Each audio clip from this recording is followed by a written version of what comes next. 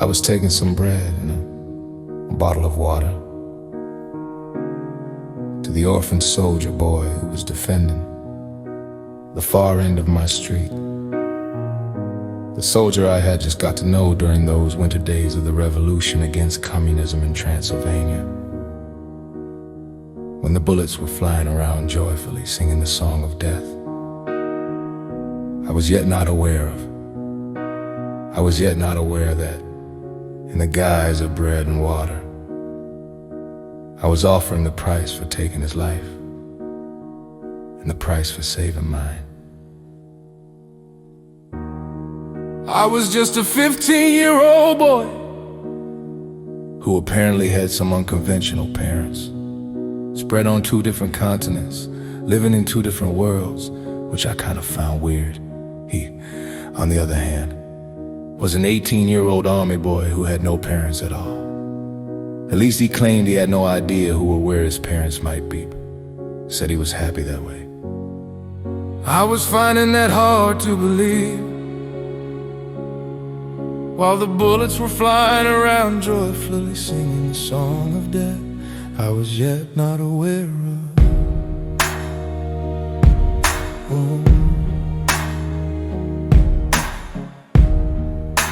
We hid behind a damaged tank so we could finally eat and drink what I had just brought for him.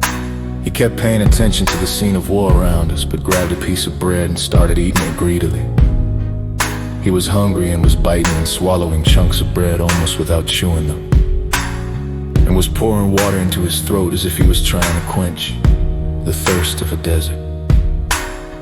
He was telling me from time to time to stay put and lie down, to keep me safe, of course, while I, like an idiot at my age and for the very first time in my life, was inexplicably daydreaming of red wine or something red whatsoever.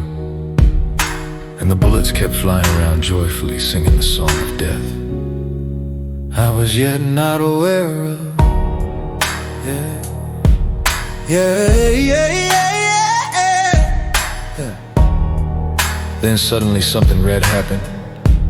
The boy who was standing a few arm lengths away from me just dropped a bottle of water, just dropped the last piece of bread he had been holding in his hand, then wanted to grab his machine gun, but had no power left to do that. So he gave in and let go of his strength, turned around towards me and fell on his knees in front of me. I fell on my knees too and grabbed him from collapsing any further.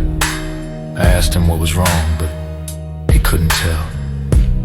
Then his chest got my attention as his uniform up there started to turn red, and I, like an idiot at my age and for the very first time in my life, was inexplicably daydreaming of red wine or something red whatsoever. I took off his uniform, uncovered his chest, and realized the bullets were flying around joyfully singing the song of death I now just became aware of. I'm afraid, I'm afraid, he then said, in a language offshoot of Latin spoken by fairies and vampires while tears were flooding his eyes. Don't let this be for nothing, don't let me go for nothing, don't let go of me, don't let go of me, he finally begged crying. And I promised him not to let go of him. I promised him he would be alright. I had just learned how to lie. He started to shiver, and I thought he was feeling cold. So I was holding him in my arms ever tighter, trying to keep him warm while his blood was continuously coloring me beautifully. Beautifully red and warm blood was erupting like a volcano from his beautiful muscular chest, flooding my face, flooding my eyes, flooding my mouth, tasting like heaven. Or anyway, like something I had never tasted before. And I, like an idiot at my age and for the very first time in my life, was inexplicably daydreaming of red wine or something red whatsoever. Delicious was the blood of the orphan soldier who took the bullet that otherwise might have found me. I kept on holding him tightly in that sequence of helplessness, in that dimension of ineffable. while I was further getting immersed in his blood, until his blood stopped erupting, until his eyes stopped moving, until there was no movement at all. Unless that of the flying bullets which were joyfully singing the song of death I was now so much aware of. Some time had passed, perhaps minutes, perhaps hours, yet it felt like ages. Then a few other soldiers suddenly arrived and pulled him away from my arms by force, as I didn't want to let go of him, as I had promised not to let go of him, as he was all I had at that moment in space and time. A dead orphan boy who took a bullet for me, because he had been paid in bread and water to do so.